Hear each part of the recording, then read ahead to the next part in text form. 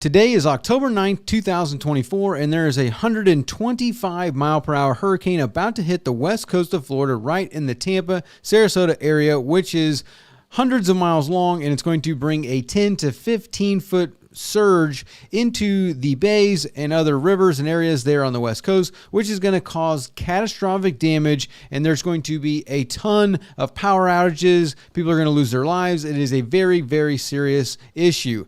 And we are getting a lot of people asking about the boats that they see in these videos piled up all along the streets and all along people's yards and in parking lots, and then they send them over to areas and they're underwater, they're flipped upside down at docks, they're everywhere. And people want to know what happens to these boats, where do they go, can you get them, and other situations like that. So that's what we want to cover today.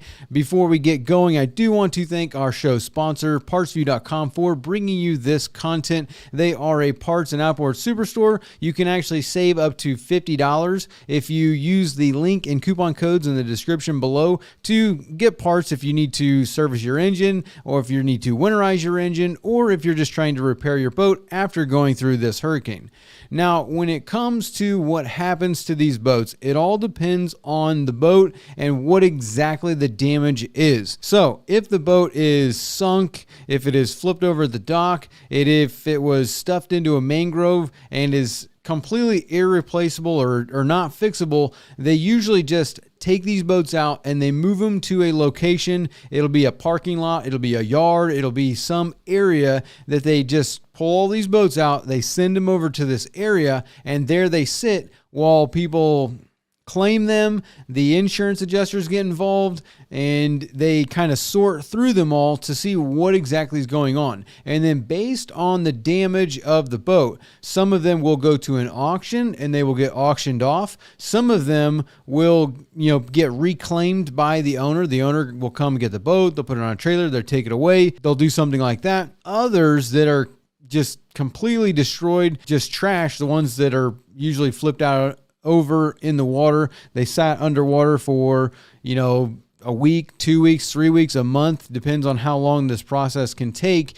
Those will be pulled out of the water, put in those yards, and a lot of times they will actually be cut up into pieces and then sent off to go into landfills or other areas where they dispose of them in pieces. They're just completely totaled and cut up right there on the spot. So depending on the extent of the damage is what's going to kind of determine what happens to that boat. Now, on top of that, some of the boats are not claimed or they are unidentifiable. So then they become abandoned, or they just become, if they can't get in touch with the owner or figure out who owns the boat, then that's when it will also go into a lot. It might get cut up, but it might be claimed as a derelict vessel, which is a whole nother process that the boat will go through before it gets auctioned off or cut up into pieces. Those of the boats that they do know who owns the boats, a lot of times the insurance companies will get involved if they have insurance, and they will send them off to an auction. But based on the extent of the damage,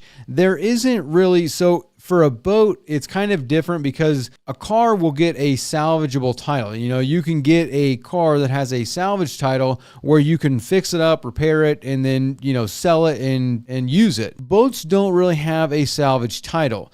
And some of them, after they go through a hurricane, when they get auctioned off, they will actually get a parts only title attached to them, which means that you can't title the boat after the fact. So they'll kind of be, it's parts only, and the only way to retitle them is to make a homemade boat title in order to redo it. Also, a repossession type situation where you can have the boat get repossessed and title it through a repossession scenario. There's that way, but those are kind of less common than it is for either you can have a title and redo the boat, or the boat's completely trashed and it's a parts only, you can't title it, or it gets cut up, or it gets sold off with a title that doesn't really have anything on it that says, what exactly happened to the boats, which is kind of a point of contention because there isn't, like I said, there isn't a designation on the titles for boats like there are for cars, where you can have these salvage titles or whatever else there may be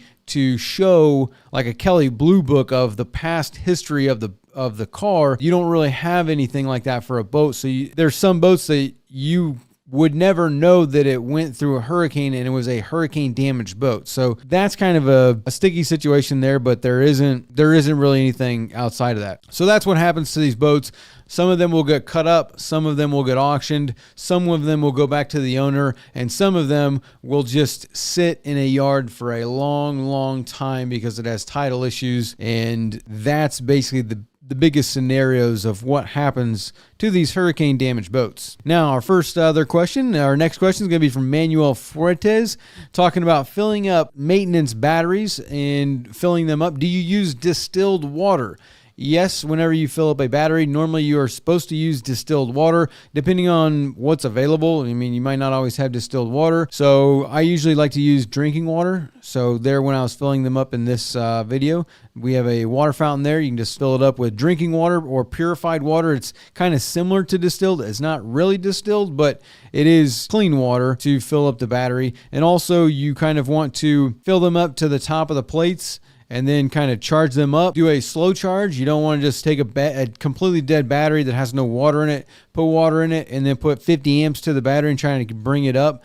You want to fill it up, put it on like a 2 or a 4 or 5 or 6 amp charge. So it's a low voltage, and just let it sit there and trickle charge to kind of bring it up. Then you can up the voltage and the amperage to bring it up the rest of the way, top it off again. And that's kind of how you're going to bring batteries back to life. Michael Reynolds wants to know, not even the proper type of batteries, don't Verados require AGMs? So talking about this Boston Whaler build that we just started doing, and yes, the Verado, they recommend an AGM battery. They don't really want a flooded wet cell battery, but there's a lot of boats out there that are running Verados on a wet cell battery and have no issues whatsoever. For this boat, yes, we put the flooded wet cell batteries back in the boat once we got them to come up, just because $200-300 a battery is a big hit. At 2 batteries, that'd be an extra $600 when we were able to bring the other batteries up. So yeah, you want to use AGMs, but now, I mean, I can't really tell you that you can use the flooded batteries because it goes against what the recommendations are. But I've never had any problem having wet cell batteries on a Verado. Again, there's probably something that I don't know, but I haven't had a problem with it. Moody Marina wants to know, who just abandons a boat? That thing was not cheap when it was new. And yes, so the Boston Whaler that we were doing, that boat, I mean, it was abandoned because it just sat there. So for like the past 12 years, I saw that boat just sit on the rack, and basically it got pulled down and messed with once or twice in that 12 years, but it basically just sat there. There's 104 hours on the boat. It's 20 years old. It just sat there getting baked in the sun, and the person just stopped paying their bill. So it was basically a repossession. The boat got taken and possessed. You know, it was taken. The boat was taken for payment for the bill that wasn't paid. That was like 11. I don't know how much the bill was, but it was quite a bit. And so there's different reasons why people will abandon a boat. Sometimes people have a boat, and you know, a lot of times, especially down in the Keys or in Florida, because you have so many snowbirds that come down here, where they'll have a boat, they'll put it in storage, and they'll use it when they come down here during the winter. But then as people get older, someone can get sick, someone will die, someone will have other financial issues where they can't take the boat. And unfortunately, I don't know why someone wouldn't just try and sell the boat. You know, I think people get attached to items, so they won't let go of it, even though it's like this thing sitting here costing you money. And opposed to just giving it up, why wouldn't you just sell it? But I think people get attached to items, and to the point where they can't come to the point of selling it, and they just kick that bucket down the road to the point where now the boat's not worth anything, or you owe more than what the boat is worth, and it's going to require hundreds of hours of labor plus thousands of dollars in product in order to get the boat to be usable again. And so they just walk away from the boat, and they just leave it as is. So death in the family, or the owner dies, or someone gets sick, or they get injured to where they can't even use the boat anymore, but they're still mentally attached to the boat to where they just leave it. Those are probably the biggest reasons why people will do that. And we have gotten quite a few boats in this same situation where something will happen like that, and then the family of the boat, like the family then has the boat and they don't want anything to do with it. So then the boat just kind of sits there in this situation where it's just rotting away. It's getting rusty. It's oxidizing, and it's just sitting there rotting away. It's losing value by the day because it's getting worse and worse and worse. So by the time it comes to where it's like, hey, you got to do something with this boat, the boat's not worth anything. So they'll let the boat go for, $1,000 or whatever, because to the normal person, you're not going to sit there and put 200 hours of labor into a boat and put 10 grand into a boat to bring it back to a usable, valuable state. So it's kind of a win-win depending, but that's why people abandon boats is they just can't use them. Florida native says, for abandoned boats in Florida, how are you able to obtain the title to take possession? Does the marina claim the boat as abandoned, which then allows you to get a title through the DMV? Yeah, that's basically it. It's pretty much that. And this goes for anything. I mean, this goes for your, for your house or for your car or for anything. I forget exactly what the term is, where like if you have someone come and work on your stuff and you don't pay them, they can put a lien on your house. They can put a lien on your car. They can put a lien on your boat. They can put I forget what the term is. It's like a service lien or a contractor's lien or something like that, where they basically put a lien on your thing. And everything's different for a boat. Like at this situation, after so many days, yes, you can file to take possession of the boat, which is what happened here, where person doesn't pay their bill. So say you don't pay your bill for 2 years and you owe whatever, $10,000 on this bill. Maybe the boat's worth $5,000 or something like that. They can then, there's a whole process where you have to contact the owner and say, hey, you need to pay this. If not, we're going to take possession of it. And basically that's like most service contracts that you do. If you have a contractor come and fix something on your house, you take your boat to a shop, you take your car to a shop. Whenever you sign that contract to get your work done, that's kind of part of the fine print in most of those contracts, where if you don't pay your bill or you leave the boat or you leave your car or something like that, after a certain period of time, then that contractor, that shop, that whoever can take possession of the vehicle in lieu of payment that you didn't pay, or it's just sitting there on their property. It's like, hey, you have your item here. I'm not a storage facility. You have your boat just sitting here in the yard taking up space that we rent out. So it's kind of part of that contract that you sign. But then once that happens, like they contract the owner, then I think you got to put something in the newspaper for 4 weeks or something like that. And then you have to do a couple of other things through the police department and all that. And yeah, then you get title through the DMV and you take possession of whatever, whether it be a car, a truck, a boat, an RV, whatever the item is.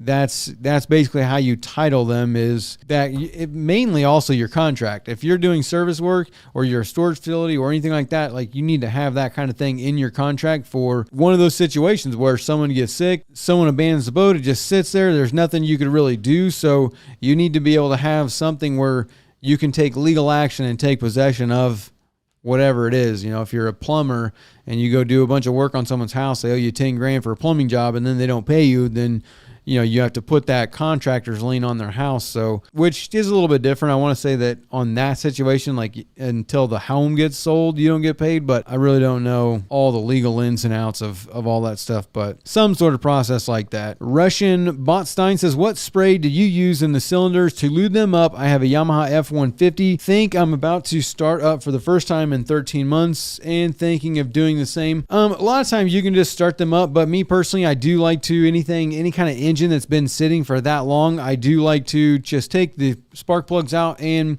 it doesn't really matter what you spray in the cylinder. It just needs to be a lubricant. I mean, I like to use fogging oil or something like that. You just spray some fogging oil in there, but like as long as it's a lubricant, even if all you got is PB Blaster or a penetrating oil, just some kind of oil squirted in there, rolled over by hand to kind of get oil on the cylinder walls, on the piston rings and that stuff. It just makes it a lot easier of a startup than just starting a completely dry engine that's been sitting for that long. It's You want to get some oil in there on the rings, on the cylinder walls and all that. But I mean, if all you got's WD-40, squirt that in there. It'll be all right. It's just a lubricant to kind of lube up the metal. So just kind of putting something in there. A lot of times, if it just sits for like 6-7 months, a lot of people don't do anything and it's fine, but I'd rather be on the safe side and put something in there. So whatever you got, realistically, is what I'm saying. A fogging oil is going to be best, but if you ain't got nothing but WD-40, then it's better than nothing. Gary wants to know, I'm working on an 06 75 horsepower Opti,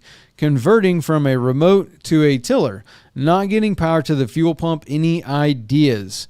So basically, any engine that doesn't have power to the fuel pump, first thing you need to check, make sure you don't have a blown fuse. Make sure there isn't a fuse that's blown to your fuel pump and that's not giving you power to that. And then the next thing is going to be the relays, but then also looking at the lanyard and looking at something in the rigging that's telling the engine that the key switch is not on, because fuel pumps, pretty much as long as you get that key on signal, the thing's going to give power to your fuel pump based on the parameters. I mean, if you just turn your key switch on, most engines, Optimaxes, 4-strokes, Verados, most of them, they will supply power to your fuel pump for, say, 6 seconds. And then after that, until you go to start the engine, it turns that power off. It just gives it that 6 seconds to build fuel pressure. Once it builds fuel pressure, then it doesn't do anything. Then when you turn this key switch on, then that fuel pump gets power all the time. So make sure you don't have one of those situations going where you are checking for power at the fuel pump, but you're not, you turn your key switch on, and then by the time you get back there and get your meter into the plug, you don't see any power. That could also be that situation where you're actually getting power, but the key switch is only going to give you power there at the pump for 6 seconds, and then it turns it off until you try and start the engine. So make sure it's not one of those situations, but those are the main causes. Fuse, relay, the engine doesn't see that the key switch is on, or you're not quick enough, or you got a break in the wire. But those are kind of the most common issues that you need to look at first before getting too wild. Dane says, considering doing marine mat or something similar for the flooring, talking about the Key West and possibly putting marine mat or a sea deck into that boat. So as far as marine mat or sea deck or any of that stuff goes, is I am a fan of it. I like it. It's comfortable. It's super cool. It looks clean. One thing that I don't like about it though is depending on where you're at. So in the Keys, in South Florida, it's so hot and the sun is so brutal that a lot of times the glue or the adhesive that keeps the sea deck down or the marine mat, whatever you got, there's so many different companies for that EPV or whatever it is, that the foam matting, the sun basically melts that glue, and then the corners start to come up, or it just loses suction, and now it's flipping up and it's not like staying down right, and it starts to look trashy. So that's one downfall to that, is the length of time that it's good for because of where it is. Again, depending on where it is. I mean, if you're in North Florida, that's going to be good for a very, very long time because the sun isn't basically melting that glue, giving you the problem. But in the Keys, it could be a problem. So I'm not going to be doing that. No, we're not going to put no marine mat in there for that reason, because of where it's at. It's so hot that it just doesn't tend to stay down. But again, that depends on where you're at. I mean, if you're middle of Florida, you're not going to have any problem with it, and it's going to be great. Also, how you use your boat too. Like if you're like hardcore into fishing and that's basically all you use the boat for, that can get a little bit, because of the hooks, the fish, the lines, the weights, and all that stuff is always on the deck. It's always in the boat. A lot of times that stuff will get cut up and start looking pretty rough after a few years, and the only way to clean it up is to replace it. So depending on how you use your boat might be another consideration on adding marine mat to the boat. But on that boat, no, we're not putting that in there. Jeff Murphy says you can't just remove the plugs. Mercury has grommets or different sizes that replace the plugs.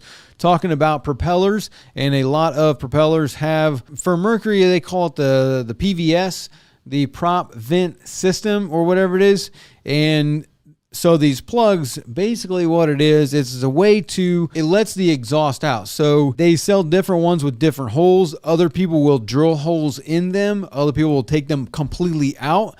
And then based on which one, because most of them have 3 to 4 of these plugs all around the prop. So like if you got the base of the propeller, you're going to have 4 holes in it, 2 on each side, and they've got plugs in there. You can take 2 plugs out, you can drill a hole in them, and the size of that hole is going to let a certain amount of exhaust out the prop. So you're basically, you're venting the prop, you're lessening the drag, and how much you're adding slip to the propeller. I guess that's the best way to say it, is you're going to add slip to the propeller, which is going to give you more RPM. So you can take a higher pitch propeller and vent it, get more slip on it, and still be able to use that propeller in different applications, different horsepower. It's just a way to really dial in a propeller. But how much slip you need is completely based on the boat and all that other stuff. But the PVS system, yeah, there are different plugs with different holes in them. You can drill your own holes. You can take the plugs completely out. You can leave 1 plug in and 3 plugs out. You can leave 2 plugs in, 2 plugs out. Like, you can totally customizable, because it's all going to change the amount of slip that you have. I mean, if you take your plugs fully out of the prop, you're going to add a lot of slip. So, it's totally customizable. And yeah, they do sell different size plugs with different size holes in them. A lot of times you get those, they come with a fully capped plug, and based on what you need, a lot of people will just drill a hole in that cap, which will change the slip of the prop. B Wagon says, should the gear lube be replaced twice a year? Well, I mean, that totally depends on how you use your boat there, Mr. B Wagon. Your gear lube basically needs to be replaced based on hours, like how much time you're putting on there. So if you only put on 80 hours a season, a year, 80 hours a year on your boat, yeah, you only need to replace your gear lube once. If you put 400 hours on your boat in a year, then you need to be replacing that gear lube 4 times that year. Basically, every 100 hours, you should be doing a gear lube change. If you live in somewhere that freezes, you should be checking at the least, and if not, just changing your gear lube at the end of the season, every season, irregardless, because in the wintertime, if you have a water leak in your gear case and you get water in that gear case, if it freezes, it's going to crack the housing. You're going to have a major problem, have to replace your gear case. But yeah, the how many times you need to replace your gear lube, totally based on the hours that you put on your engine. It's solely hour based, not time based. Like, I mean, they say once a year, but I mean, if you have brand new gear lube in your lower unit and it sits for 2 years, but it has no time on it, is that gear lube really bad? I would probably just send it and use it, because what if gear lube sits on the shelf in a shop for 2 years? Is the gear lube bad? I'd probably go ahead and use it. Marky B says he's got a 2006 Century 2301. The fuel tank is metal. He's got a 2008 E-Tech 250 on the boat. I always use ethanol free, but what is the shelf life on that fuel? We never run it empty, always adding new fuel to the old. We didn't get to use the boat much this summer. The last time I put fuel in it was probably fall of 2023, and the tank is about half full. What should I do now? Stabilizer and add fresh fuel, or siphon out the old gas? So non-ethanol fuel usually has a shelf life of around 12 months. Most of the time it's good for about a year. Now, there is one other question here about octane, because in order to kind of figure out exactly what we're talking about here, it's important to understand the octane rating of fuel. So I'm going to read this next question just because they're going to kind of tie in together. Adventures of a Boat Guy says, hi Aaron, how critical is using the recommended octane rated gas for outboards? According to the manual for my 2005 F250, which is going to be a 3.3 liter Yamaha, it says use a minimum level of 89 octane, but I see others using regular 87 and seem to be running fine. High octane non-ethanol gas in the Pacific Northwest, where I live, is available but very pricey. So before we talk about the octane rating and his question, understanding octane rating for Marky's question about the fuel and how long is it good for, the longer a fuel sits, it loses octane. So your octane rating is the resistance of a fuel to knock. So a knock is something that happens. It's an unstable fuel, basically. So when your engine is running on your fuel, when it lights that fuel on fire, how stable is that fuel? If it's unstable, the fuel could burn in different spots. So like if this is your cylinder, it could explode here, here, here, here, here, all over the place. It's unstable. It could explode before it should. It could explode after it should. So an unstable fuel will create a knock, which is that fuel is exploding when it's not supposed to, which can create detonation, pre-ignition. It's going to create a knock, which is going to cause you catastrophic engine failure if you run it for too long. So the octane rating on the pump is the resistance that fuel has against knock, meaning its stability. And so the longer a fuel sits, the lower that octane rating gets, which means that the fuel is unstable. For most non-ethanol fuel, if it's a year old, your engine's most likely going to burn, especially that two-stroke E-Tech. Like, older fuel, I wouldn't just go out and hammer down because you have lost octane in your fuel, so you could create a knock. So if you're just out there running wide open throttle, like you're asking for a problem because you're going to get more knock the more RPM you have going through the engine. But after a year with non-ethanol fuel, you could probably go out and just burn that half a tank. I don't think you need to siphon it out. What I would do is I would tilt the boat up so all your fuel is going to run to the back of the tank, depending on where the pickup is. If the pickup's in the middle of the tank, then you want the boat to be completely level. If it's in the back of the tank, which most engines or most boats, the fuel pickup is in the back of the tank, because when your boat is on plane, it's kind of lifted up like this, the bow's up, which means all the fuel is going to run to the back of the tank. So you want the pickup to be in the back of the tank. So by and large, most boats, the pickup is in the back of the tank. So you would tilt the engine up or tilt the boat up and take a fuel sample out. So just disconnect your primer bulb and squeeze out, the half a gallon or something into a clear jar, get a 2 liter, get a water bottle, whatever you got, a mason jar, and just fill that thing up a couple times to where you've gotten all the fuel up out of your water separator and all that kind of stuff, and you can see what the fuel looks like. If it doesn't have any water or a bunch of junk or stuff like that in it, then you're going to be fine. It just looks old and smells old. Your engine is pretty much going to burn that fuel. So I would just put the boat in the water, go out, idle around, keep mid-range, kind of, keep the RPM down, and just burn that fuel off. Don't just add fuel on top of it. You want to burn all that old fuel off before you add fuel to the tank. Get it as low as possible, then add fuel in on top of it, and then I would add a cleaner like RevX or something like that, even Stabil or some sort of a fuel cleaner, and put that in there. And then go run that through your boat too. So that way it'll kind of clean out all that stuff. It'll clean out your injectors, kind of get everything up to par. So that's what I would do. Non-ethanol fuel, I've seen non-ethanol fuel burn after a couple years, like 2-3 years. I've seen people, let a boat sit for 2, 3, 4 years, non-ethanol in the tank. So, that's a big thing. If you got ethanol, completely different situation, which is what we're going to talk about with Adventures of a Boat Guy. But if it's non-ethanol, I've seen people after 2, 3, even 4 years stick that boat in the water and just go run it and no problem. So it's actually pretty stable. But again, remember that octane rating, the longer a fuel sits, the lower it's losing octane. It's breaking down. It's expiring. Like, think about taking a gallon of milk. If you take that gallon of milk and you sit it outside of your fridge for 2 hours and put it back in the fridge, it'll probably be all right. If you take that gallon, let's say you've got, a half a gallon of milk, you sit that outside, you leave it for a month, and you bring it back in, and you take your other half gallon of milk that's brand new, and you put the two together, you're not going to have good milk. You're going to have a gallon of bad milk. So think about it like that.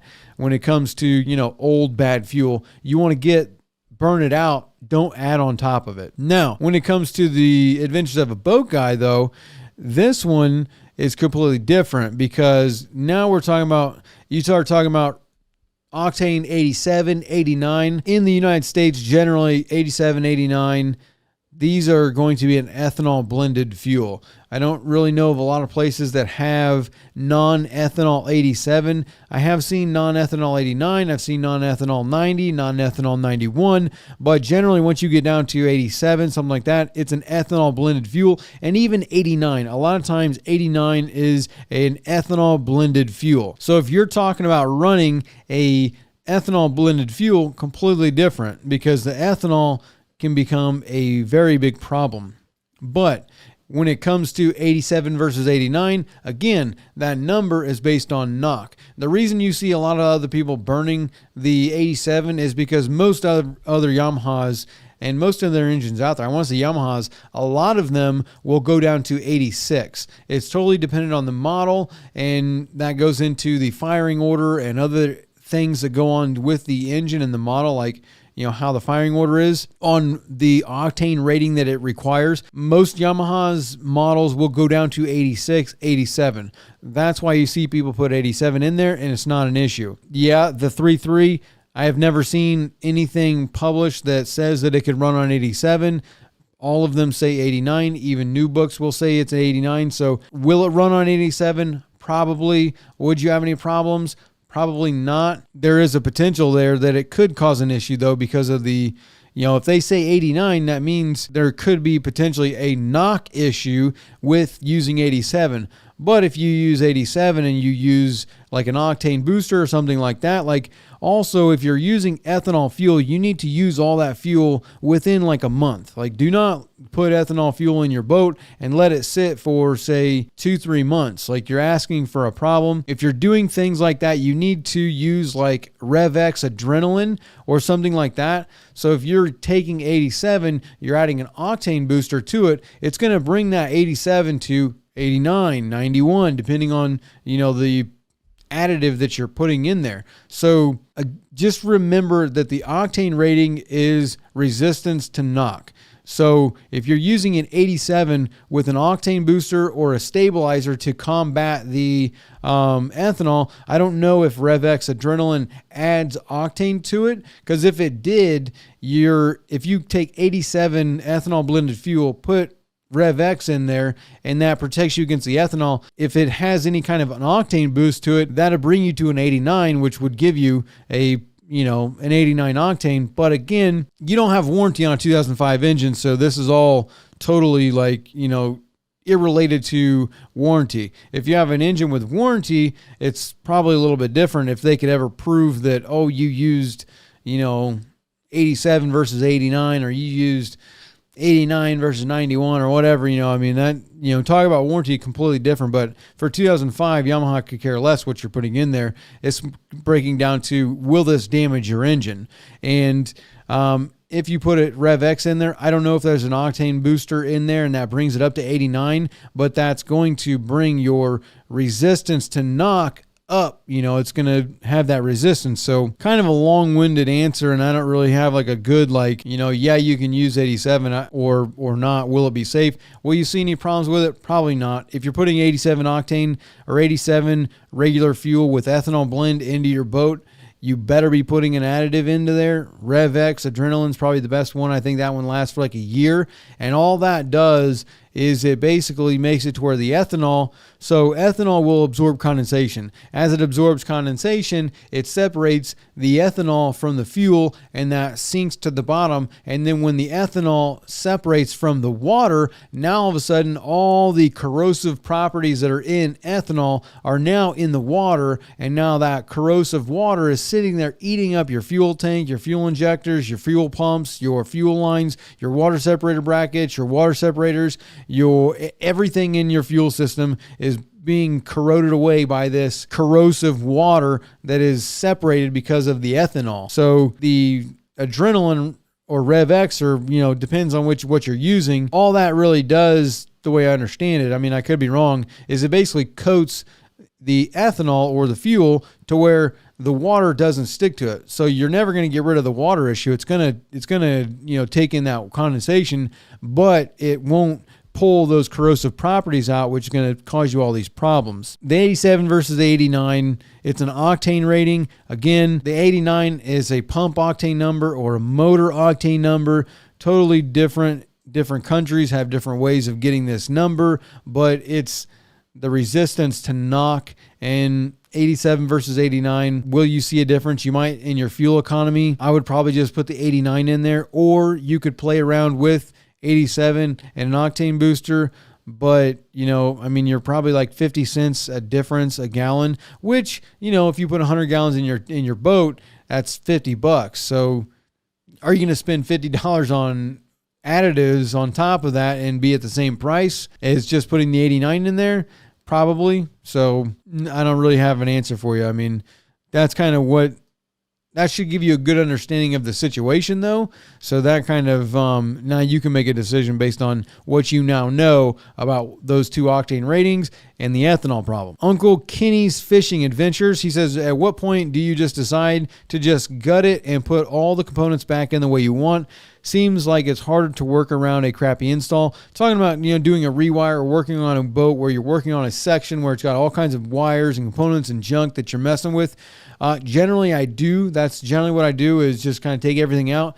It depends on what we're doing to the boat, though. Like, it's always, if I'm doing a rewire, everything comes out. Like, if I'm doing a rewire, everything comes out. If I'm not rewiring, then generally I just kind of take everything off, untangle everything, and then put it all back the way I want it to go back. So, the decision to gut it is basically on if we're rewiring or not. If the boat doesn't need to be rewired, then yeah, I don't gut it. But if it gets a rewire, it all gets gut. So if the wiring is really, really bad, but at the same time, sometimes, as you'll see in the series, you can't always tell whether or not you have a lot of bad wiring or you have wiring that you can work with. So until you start cutting into this stuff, which is kind of like in the investigation period. Depending on if you're changing out components, you can go around, cut all the components, strip some of the wire back. If you've got nothing but black wire, then you're basically at a rewire of the boat. And then also, whose boat is it? Are you getting paid to work on the boat? Is it your boat? Do you want to do a rewire? There's a lot of questions there on what you're going to decide to do based on whether or not you have, the time or the money or the budget to do the rewire. But that's kind of the way I would, judge it. It would be solely based on what we plan on doing with the boat, and then also what's the budget for the boat. So I personally like to gut everything, but at the same time, every boat, I don't know, we don't always have the time to gut it and also don't have the budget to gut it. So totally time, budget, that's how you decide when to gut it. David Williamson says, is this your personal boat now? Talking about that 1720 Key West. So generally, usually most of the time, every boat that you see us do, like as far as restorations go, they are our personal boats. Like, we buy the boats, we fix them up, we use them. Generally, what I like to do is I buy a boat and I redo it. When I'm done with it, I put it in the water and I use it. And while I'm using that, I get another boat and then I redo it. As soon as I finish the next boat, then I sell the boat that I'm using and I start using the new boat. I get another boat and I just roll through boats. That's kind of that's what I like to do. That's what I do. That's what I enjoy doing, is always changing out the boats and having something new to play with, having something to make videos with. And I just like, changing it up. I like new boats. I like to play around with them, learn what I like about one thing, learn what I don't like about another thing, because a lot of times you really don't know a boat until you use it. You know what I'm saying? A boat can look really good, but you really don't have any experience with it until you get out and start running that boat and using it. There's a lot of things that you wouldn't really think about on a boat until you're using it. So, but that Key West is actually a really good friend of mine. He owns it. It went through a hurricane. We redid it for him. So that one is not my personal boat. I'm going to use it for a little while they're actually over there dealing with a hurricane right now. So, as soon as he's ready to take it back, he can have it back, but I'll probably use it for like a month or so, and then he'll take it back and be using it. So It's kind of my personal boat, but no, it's not. It's not. That one's not mine. DJ Parr says would be about $7,000 on the upholstery off the top of my head, talking about the Boston Whaler.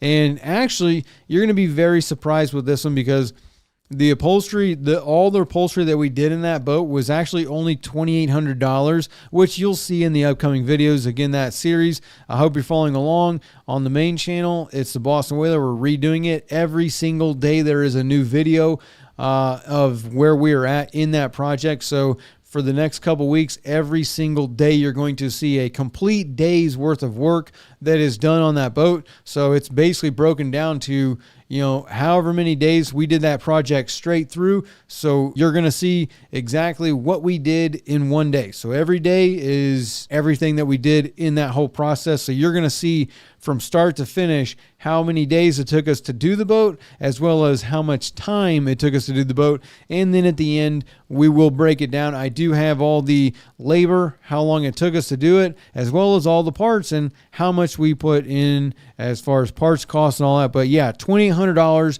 was for the cushions on that boat. And that's actually because Jesus did it for us, and he is very reasonable on this pricing. I mean, honestly, I think it's probably closer to $4,000 or $5,000 worth of upholstery that he did, but he kind of gave us the hook up there. So having relationships is another big deal on the price. But yeah, Luis, you got the last one, and he says that's a great project boat, talking about that Boston Whaler.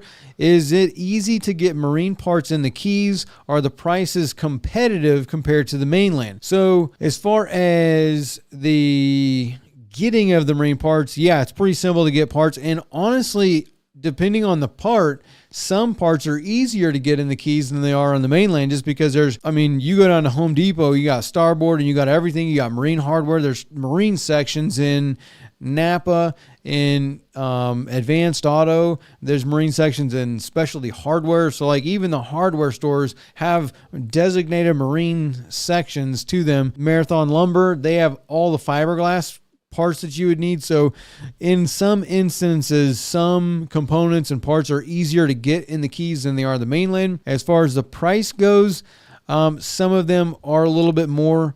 Some of them are pretty much the same price. I mean, it's not like they're really down there price gouging, but it's a little bit more competitive on the mainland. So you got more stores, more options. And so some of them will have other prices, but West Marine and the marinas and all that stuff, they pretty much sell everything at MSRP. So for the most part, the prices are pretty much the same. There are some parts that do cost a little bit more, but for the most part, depending on the item, I would say it's pretty even.